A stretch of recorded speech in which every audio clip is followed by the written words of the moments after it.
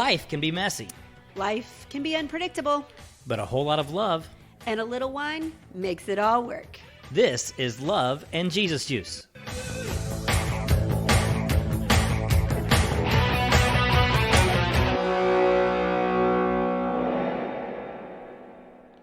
Hey, Paula. Hey, Kirby. What are we drinking tonight? Well, we have some wine in a can, Wine in a can. and I don't even really know how to address this. Like, is this you drink it out of a can, you pour it in a glass because that makes it classier? Maybe it tastes totally the same. I don't know. I'm completely mesmerized by this idea, but we are on week whatever thousandth of quarantine, and so we're doing anything we can. So I have a house wine original red blend in a can.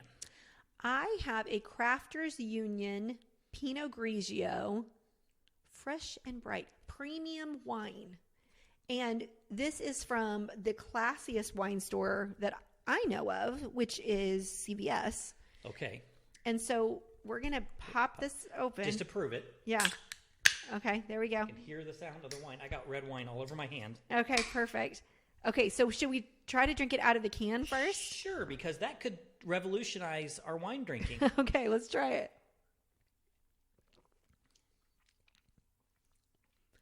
I'm not going to say it's bad yet, but... Okay, I'm putting it in a glass because I'm not sure how much I enjoyed that experience. Okay, so let's pour a little in a glass. Oh, and I'm like spilling. How are you spilling it? It doesn't come out of a can the way it comes out of a bottle. But it shouldn't be that difficult to pour. It's a can. I mean... Well, yeah, I know. I'm dripping everywhere. I'm just going to... we're going to clean this up later. Fortunately, it's on the table. Okay. Okay, so now we're drinking out of a glass. Again? Okay. It does taste... Mine does taste like wine. Do you want to trade? Because yeah. I've got the drier. I think you've got the sweeter... It's Pinot Grigio, so it's not sweet. But it's... Yeah. I actually don't think it's that bad. I don't either. I don't know if that makes me a redneck wine drinker or not. I'm pretty sure it does. I'm pretty sure that we are officially redneck now, but hey, we're going for it. So you could take this, you could put it in a can koozie.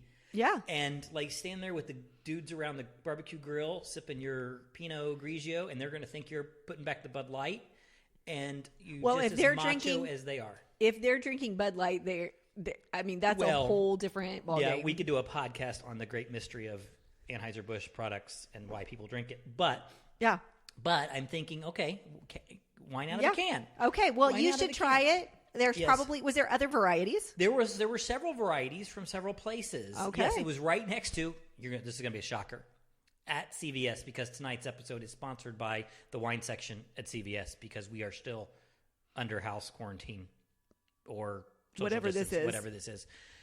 It was right next to the box wine section. Well, that makes sense. Yes, you put the box wine, you got the canned wine. Then is boxed wine, like, if you have to rank it, where does canned wine come past, like, after box wine, or is like it's individual, so then it's still nicer? I don't even. Well, I like the idea of the box wine because it's like juice boxes for adults. Yeah, which true. I always thought. But my experience with box wine is that it can tend to have some adverse effects on the next day. The tannins in it seem a little stronger, and I don't know it for a while because it was a good economical option. Yeah, and it wasn't too bad. And then one night I had a bad. We didn't get along, and I haven't been able to go back to the box wine. But this canned wine, I think I'm going to have to get back to you as to whether or not it ranks. Yeah, okay. So hold that thought. Yeah, I do think it is right up there with some of the lower-end wines that we've had in bottles, at the very least. Yeah, I'm not as concerned as I was prior. Okay. Yes. That's how I'm feeling about it. I'm not sure that I'm going to go buy a case of it. I don't know if that's how you buy it, but yeah. Okay. Yeah, they start selling it in steel kegs. Then we got another issue. So yours is Crafters Union. Yeah. And mine is actually literally the original house wine. Yeah. A product of Chile. House wine is what it says. Yeah. Like really big. Yeah. Yeah. Okay. Nothing fancy. Yep. But it's a red wine. I'm jammy and smooth. Yeah. Okay. We'll take a picture of it. We'll post the picture of it so you Yes, can we see will. it. We're not lying. We just popped Yeah. a can of wine. We really did. Yeah. I mean, people, it's getting bad up in here. We need to be not quarantined, or we need you to send us some wine. Yes. That's what it so really go means. to loveandjesusjuice.com, hit our contact us page, let us know you want to donate and be a sponsor of an episode. And we're doing like a really good big special on the next however many episodes. To be a sponsor, all you have to do is send a bottle of wine. Send a bottle of wine. Yeah. And Yeah. so what do you want us, like when they say they want to sponsor us, they can write whatever they want us to say. Yeah, we'll say whatever it is about you or your business or your winery or whatever, as long as it's appropriate. Yes. There may be some editing. We won't say anything. Yes, our granddaughter likes to listen to us. Yes. So Family friendly. It's got to be family Yep. friendly. And we'll mention you on our website forever. You'll get listed as our show sponsor. You'll be on the show notes where it talks about what episode is about as our sponsor, and on our Facebook page. So you get all kinds of exposure. So check if us you out. Want it. Yeah. All right. So we are going to talk tonight, our financial episode number 3. Okay. We did number 1 in January, number 2 in February, and then we kind of got whacked upside the head, and it's been a while since we've done number 3. Because you mentioned that we had another financial podcast to do, and I honestly thought, didn't we finish that? No, we didn't. You had promised a third one, and we did not do a third one. So we are sorry. That's why they haven't sent us wine. Yeah, they're all. We are not people of our word. We're not people of our word. Nobody's sending us wine because we haven't stepped up and done number 3. And so they think, well, if they're going to lie about a financial episode, then obviously we can't trust them with wine. But now that we're doing it, you can send us wine. Yeah, it's going to be showing up by the truckload. I'm positive. I can absolutely or feel it. Cans, yeah. Yeah, they would still come by a truck, I suppose. Maybe. Okay. Yeah. So if you know of a can that's not like that and we would like it, send it. Sure, we'll Easier try to it. ship. Yep. Okay. All right. So what we're talking about today is kind of budgeting, because we've talked about talking about money. Mm-hmm. Right?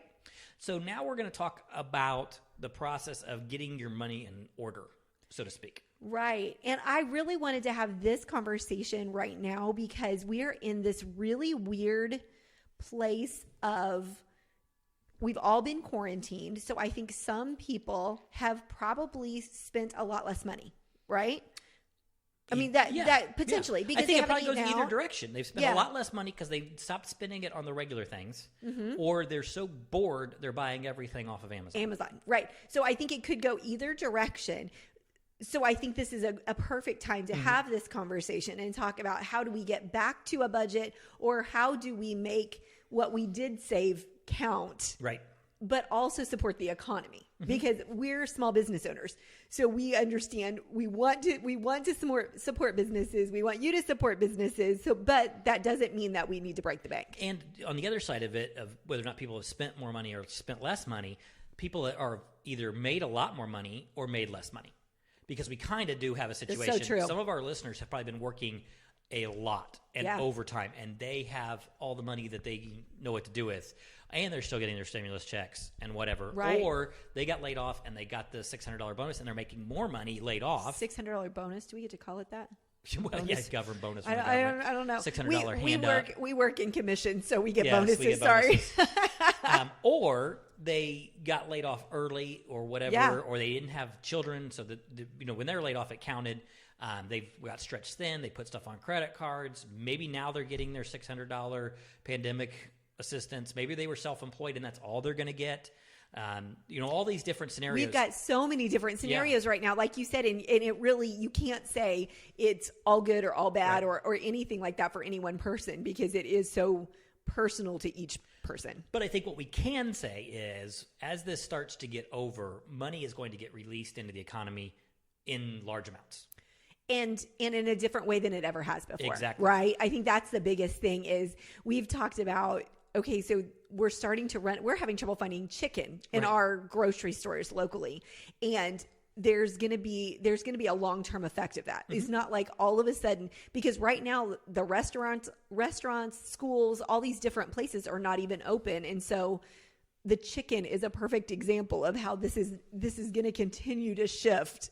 It's not going to be like the economy is open and everything goes exactly back to normal. And if your idea of budgeting is I only get 4 pounds of chicken a week. Right. So you go to the grocery store and all they have is the organic. We don't buy that. They're It's the canned line there. That organic chicken is available because we ran into this. Yeah, totally. So all we could get was the $8 a pound chicken, which we don't buy normally. Mm-hmm. Don't write into us about whether or not we should be buying organic chicken or not. That's our own personal opinion for ourselves. But that's 2.5 times what we normally spend per pound on chicken. Yeah. We shop for sale chicken. Always have. So if you go in this going, I need 4 pounds of chicken, and you buy 4 pounds of chicken, and that's your idea of budgeting. Hey, I didn't buy 5 pounds of chicken. I only bought 4 pounds of chicken. You still spent way more potentially than you possibly did. And that's why the conversation about budgeting, about how you're going to spend your money, has to be very much in your forefront right now. Yeah. Because you do have to make different decisions. You may get to the store and go, okay, we're not eating chicken. Yeah. We're eating pork because that's what I can get. We're eating ground beef. We're eating whatever. You know what's interesting about that as you're saying that, because it's so true. Growing up, we never had chicken. That was not something I ever had growing up. And I don't know if you did, but we had pork and beef because that's what we grew. Right. Like we raised those things. And so our freezer was always full. So I grew up not buying meat from a grocery store. That was just that simple influence makes grocery shopping something that is harder to budget as a young adult. Right. You're fine now, but as a young adult, because all of a sudden there's this expenditure in meat that I didn't understand. That you didn't understand. That explains a lot about the first couple of years we were married. Well, and knowing, I mean, obviously that meat that was in our freezer cost a lot to grow, to raise, and then produce, to butcher, and all of those kind of things. But yeah, I didn't understand that in the same way that you probably did, because we didn't go to meat counters. Because meat can double the price of your groceries. For sure. When we go grocery shopping and we don't need meat, we spend half as much. Yeah. I would say almost half of our bill.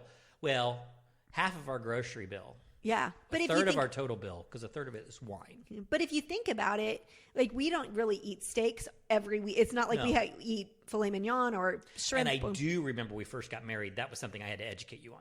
Yeah, for sure. Because I grew up, the steaks were special because steak was expensive to us city kids. And that was not my experience.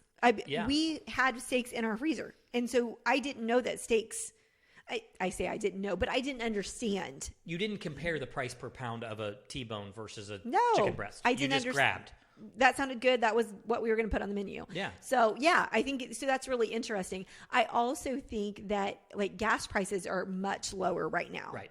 And they're eventually going to go back up. Right. We just know that that's going to happen. So there's a lot of different conversations that need to happen right now in homes.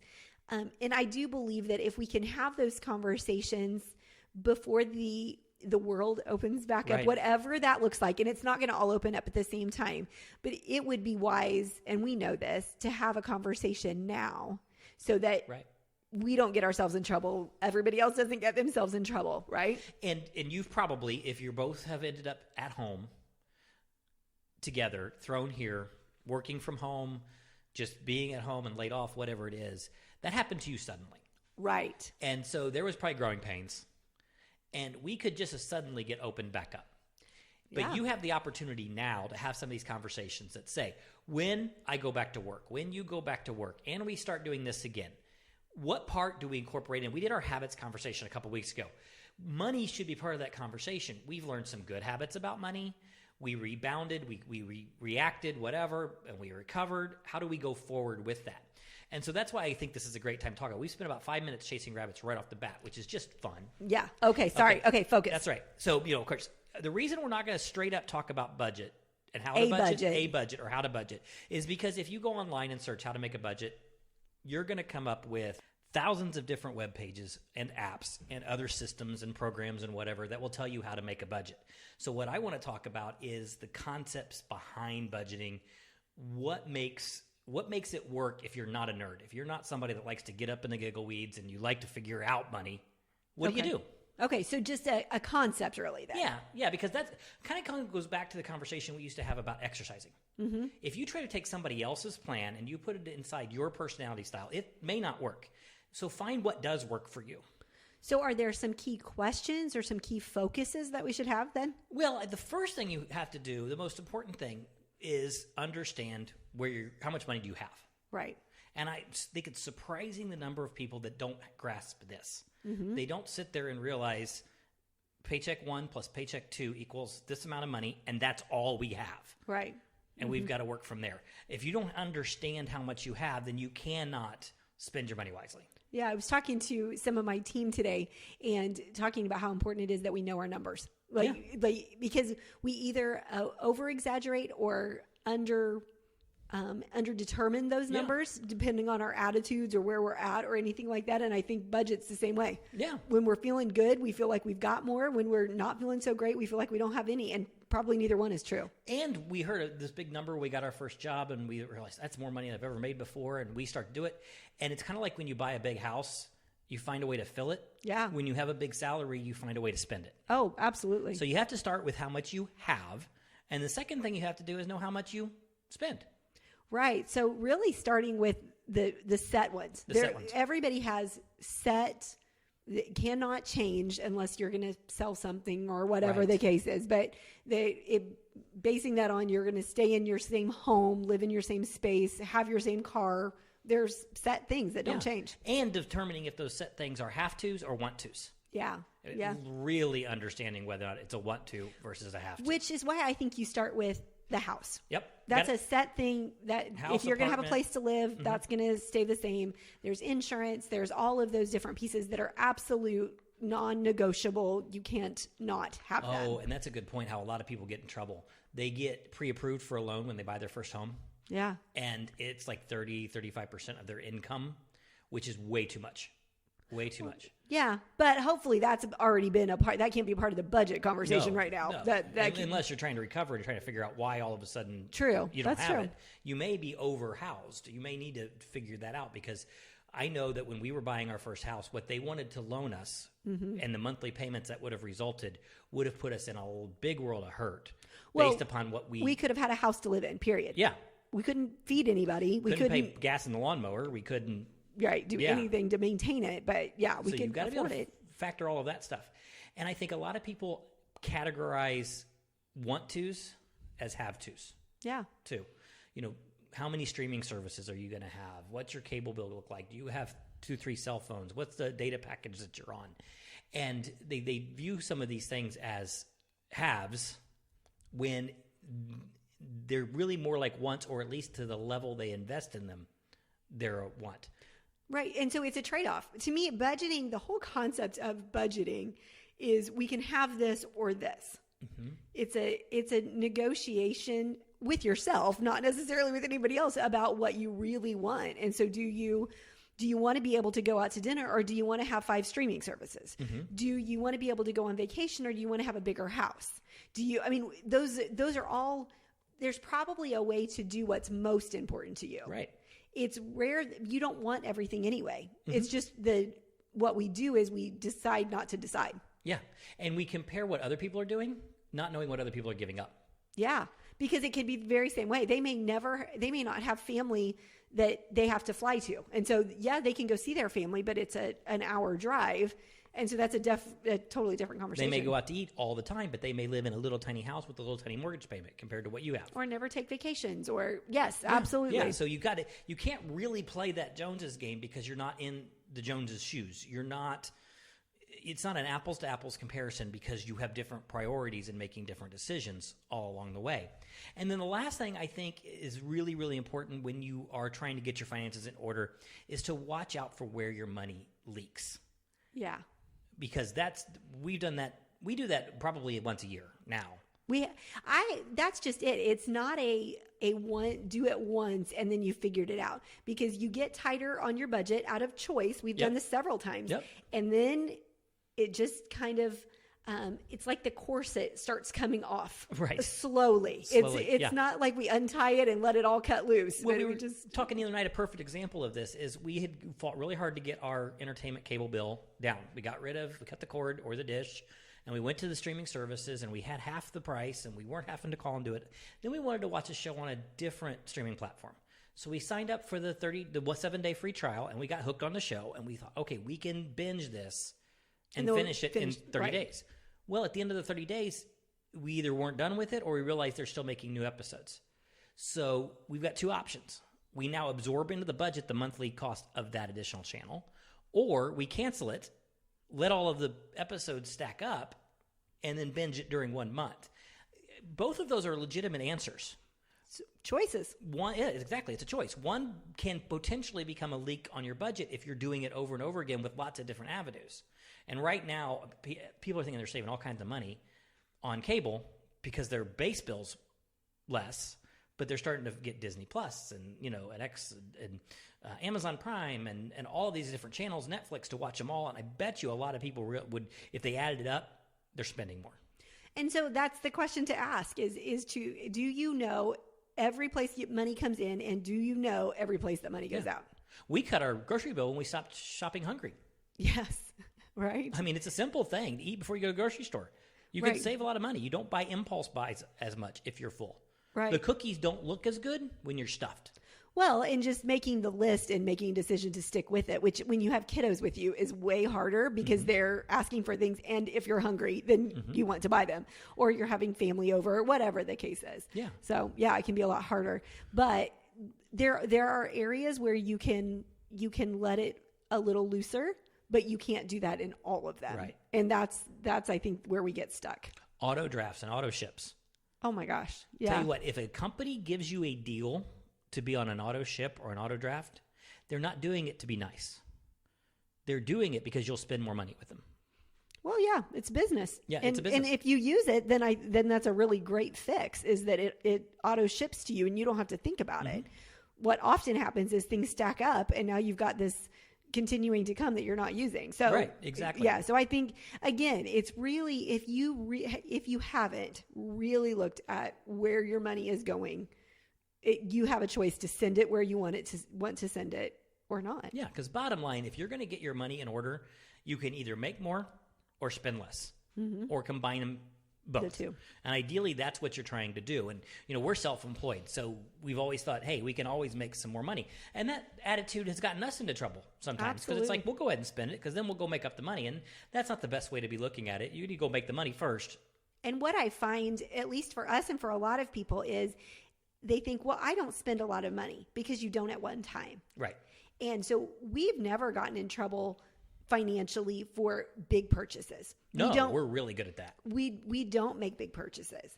I don't think that's any better, though, than somebody that does, because we make a lot more small purchases. And so those can get you just as much. So even though you can say, well, we don't go out and go on vacation, or we don't go buy an RV, or we don't buy new cars, or whatever, it doesn't matter. If the money's not there, the money's not there. Yeah, aside from a situation we talked about a few episodes ago when we were doing these financial ones with our business that was failing, most of our financial circumstances over 27 years where we've had more stress has been death by 1,000 cuts. Yes. It really has. It's those little things that are happening. It's the equivalent of daily Starbucks runs. Yeah. I remember talking to somebody a few years ago, and she said that she just kept avoiding, she just avoided it because then it doesn't exist.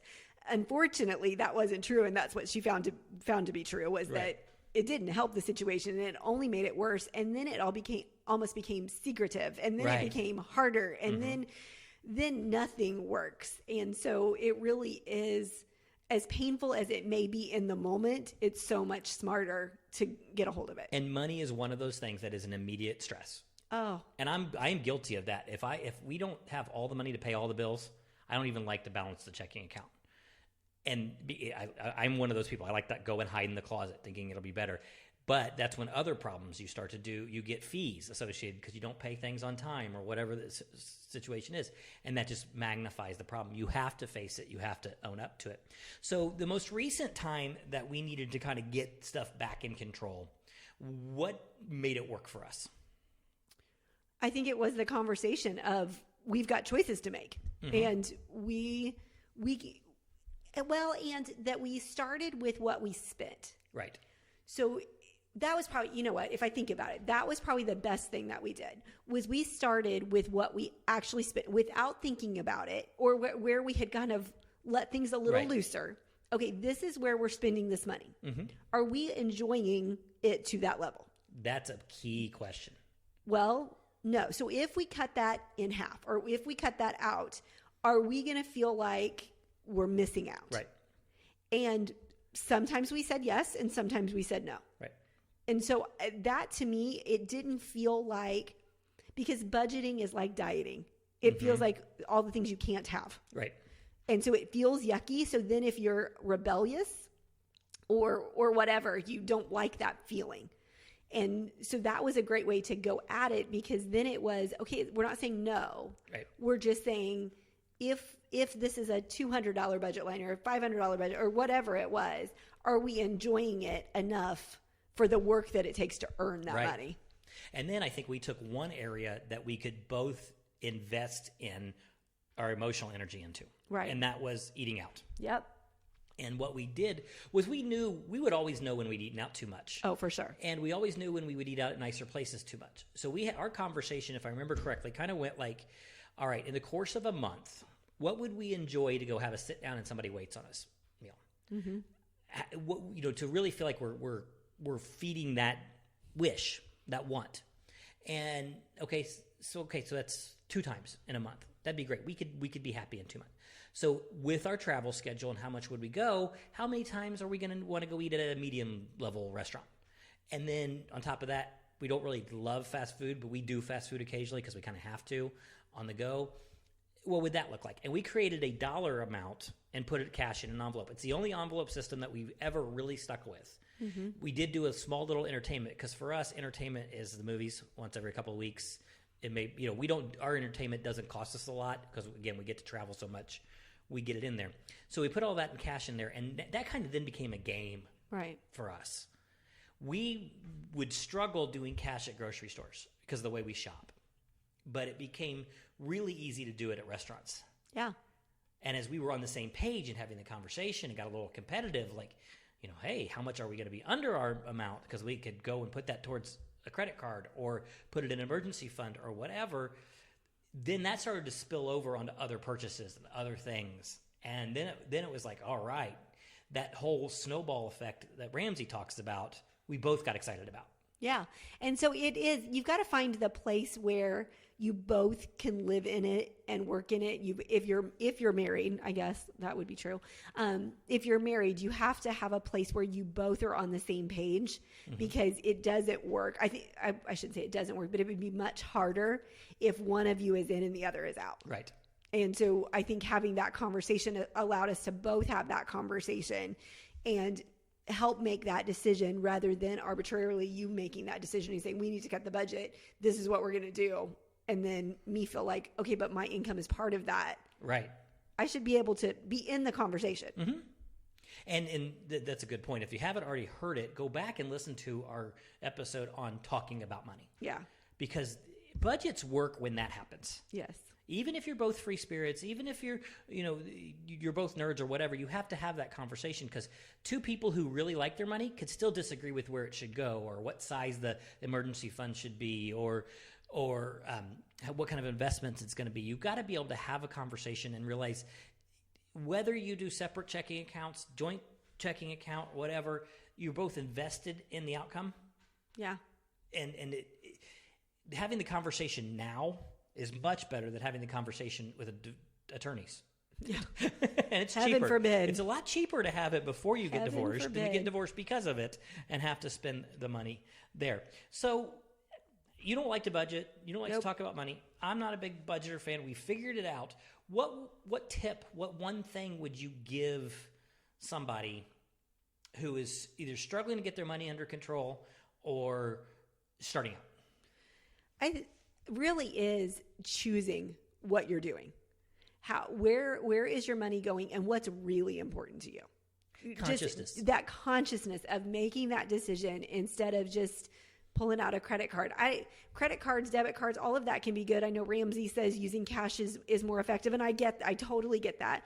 But just being acutely aware of, in a day, where does your money go? And was it worth it to you? Isn't it so funny that the conversation about budgeting and getting your money in control is so similar to the conversation about eating healthy, and so similar about exercising? It's the planning, which I know for people like my personality, that is not my personality. Right.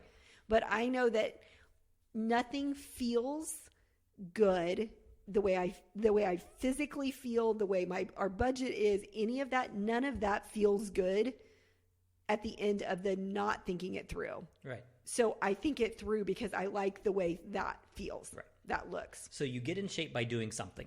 Mm-hmm. You start to eat healthier by making a decision and changing something. You're not going to accidentally eat healthy. Right. You're not going to accidentally spend less money. Right. And you're not going to diet and stick with it when you change your lifestyle. You've got to do it incrementally over time. Yeah. Handling and budgeting your money is the same thing. So my biggest tip is to just grab that first area you can get excited about and make that a habit. I don't see us ever going away from a cash-based eating out system. We're enjoying it. Yeah. It's now part of who we are. Mm-hmm. Yeah. I don't like to use a credit card at a restaurant anymore. And it doesn't, we really don't feel like we're missing out. No. Like really, I can honestly say I don't feel like we're missing out. Not even a little bit. Only thing I'm missing out is our wonderful listeners sending us some wine, subscribing to our podcast. We are almost at 1,500 downloads as a podcast.